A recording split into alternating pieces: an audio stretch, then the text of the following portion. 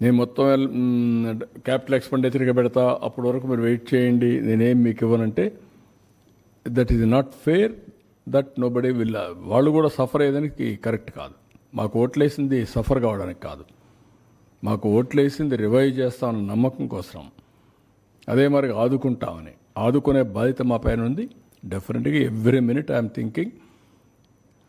అయితే వాస్తవాలు కూడా ప్రజలకు చెప్పకపోతే ఇంకా నేను రాలేదే, లేకపోతే చేసేయలేకపోతున్నాడు, డబ్బులున్నాయి ఎందుకు చేయలేదు, నేను చేస్తా అన్నాడు కదా, నమ్ముకున్నాం కదా అనే ఫీలింగ్కి వస్తున్నారు. అది కూడా చెప్పాలి. ఇప్పుడు గవర్నమెంట్ ఆఫ్ ఇండియా ఇచ్చారు ఒక 15,000 కోట్లు, వరల్డ్ బ్యాంక్ నుంచి అమరావతికి ఇచ్చారు. ఒక 12,150 కోట్లు పోలవరానికి ఇచ్చారు.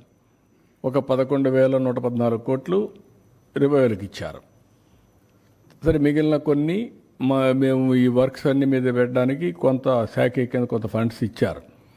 కానీ ఆ డబ్బులు నేను వెల్ఫేర్కి ఇవ్వలేకపోతున్నాను. కనీసం అక్కడ పెడితే రివైవ్ అయితే, డెవలప్మెంట్ అయితే నాకు ఆదాయం పెరుగుతుంది. ఆదాయం పెరిగితే ఇస్తాం. ఇంకొంచెం ఫ్లెక్సిబిలిటీ కోసం ఆలోచిస్తున్నాం. ఎక్కడ ఫ్లెక్సిబిలిటీ వస్తే అక్కడ అవసరమైతే బారో చేసైనా సరే I want to give my commitments.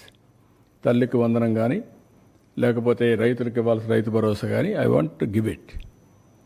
ఏది రైతు అయినా అవస్థపడాలి, గవర్నమెంట్ అయినా అవస్థపడాలి. నాకు ఫ్లెక్సిబిలిటీ ఉంటే నేను అవస్థ తీసుకోవడానికి సిద్ధంగా ఉన్నా.